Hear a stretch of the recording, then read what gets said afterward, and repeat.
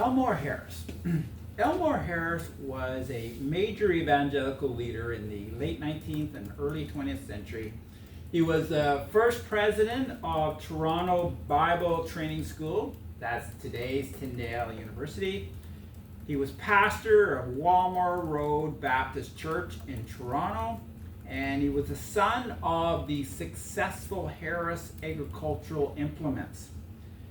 Beyond his roles as an education leader and well-known pastor, his evangelistic activities were impressive. He supported major revival campaigns and was on the executive committee for the successful D.L. Moody meetings in Toronto in 1894. He organized the Toronto branch of the American Bible League.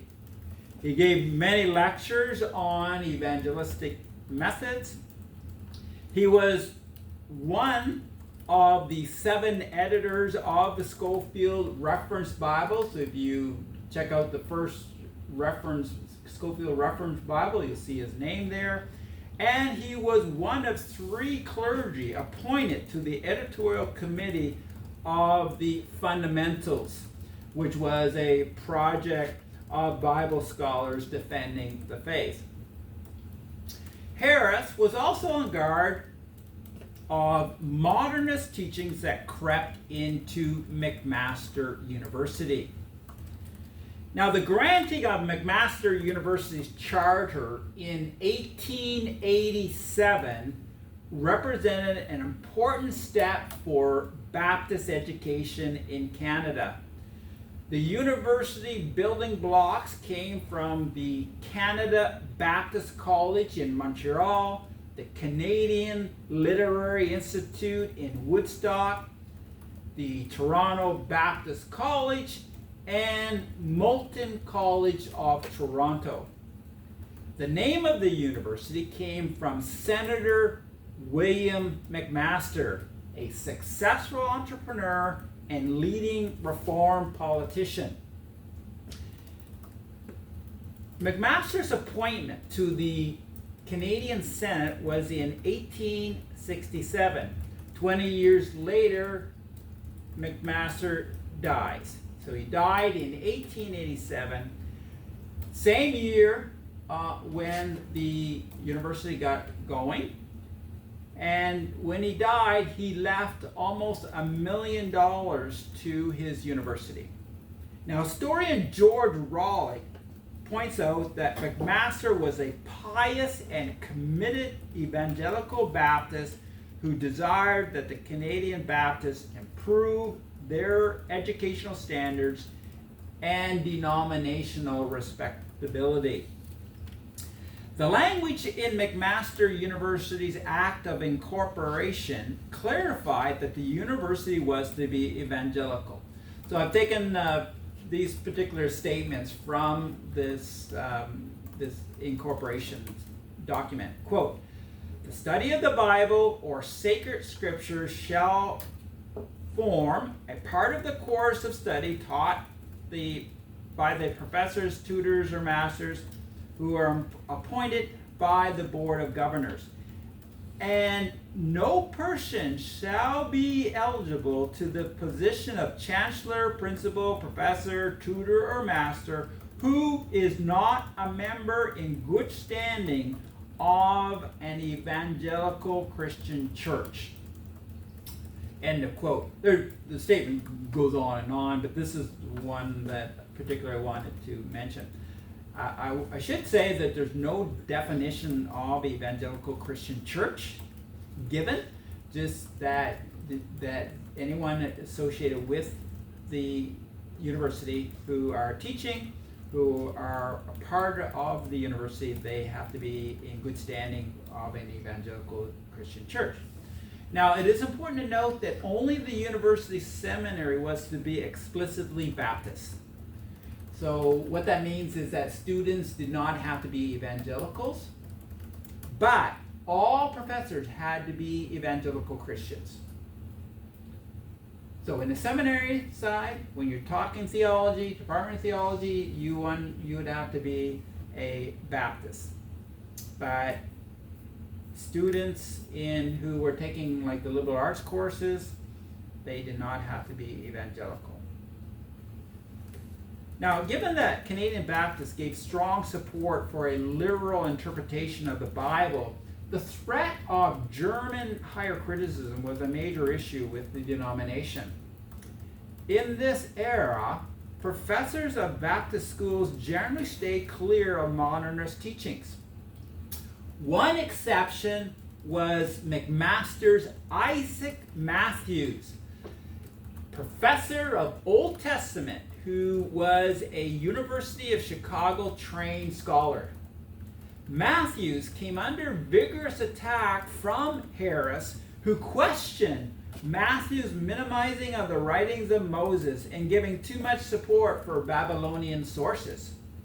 Matthews claimed that the earlier chapters of Genesis were a little folklore, exactly in line with the folklore of every people under the sun. Enjoying financial security, Harris was one of the university's major benefactors. To the McMaster Synod in 1908, he lamented, quote, "I feel that the attitude to the Old Testament scriptures in the chair of Old Testament literature in this institution is not the attitude of the Baptist denomination.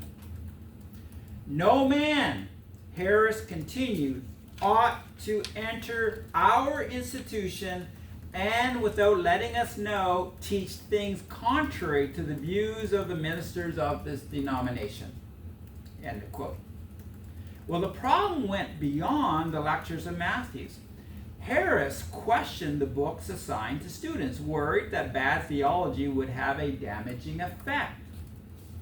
He stated, quote, "I think young men often get views from books that they do not get from a professor." End of quote. Now, Harris may have been too unreasonable on this point. However, it was worrisome to others that Matthews was asking students to work things out for themselves. Harris asked, "Should not future pastors learn what was biblically correct? If youthful minds were exposed to modernist teaching, would their faith be stronger, or would they begin to doubt the authenticity of the Bible?" Matthews had the support of J.H. Farmer, the Dean of Theology, who argued that personal freedom was an important tenet of the Baptists. Farmer stated that he had never undertaken to correct what any other professor teaches. D.E. Thompson, a lawyer who was chairman of the Board of Governors, agreed and said it was unnecessary for McMaster professor to have the same views. In fact, it was preferable for students to look at subjects from different points of view. Yet, there was a significant difference between having a free exchange and exploration of ideas and any teaching that undermined biblical principles. The Baptist laity did not favor McMaster University or any other Baptist university to shape young minds with destructive theologies.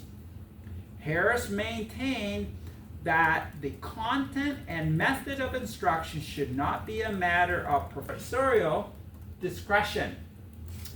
He posed three important questions.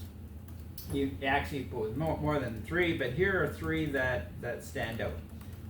Quote, "Can a teacher in the realm of theology teach what he likes?" 2, can a teacher teach in any way he likes? And was Matthew's teaching the kind that Baptists wanted in their institution? Now, Thompson, again, getting back to this lawyer who defended Matthews, he responded, quote, It is a serious matter to have anyone in this institution whose teaching is of an unduly disturbing nature.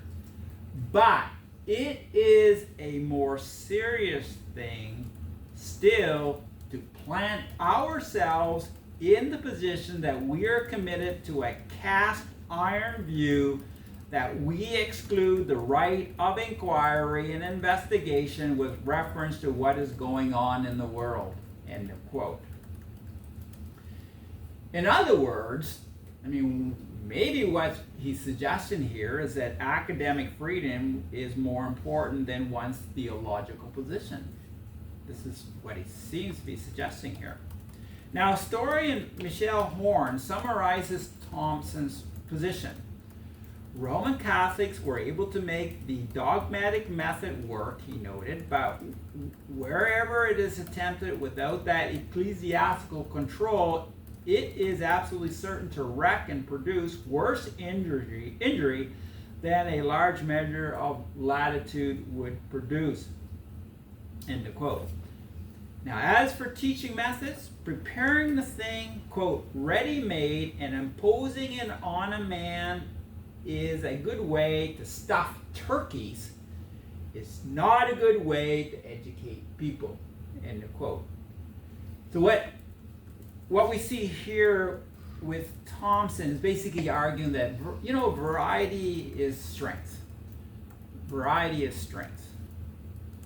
Now, unconvinced, Harris continued his criticism of Matthews.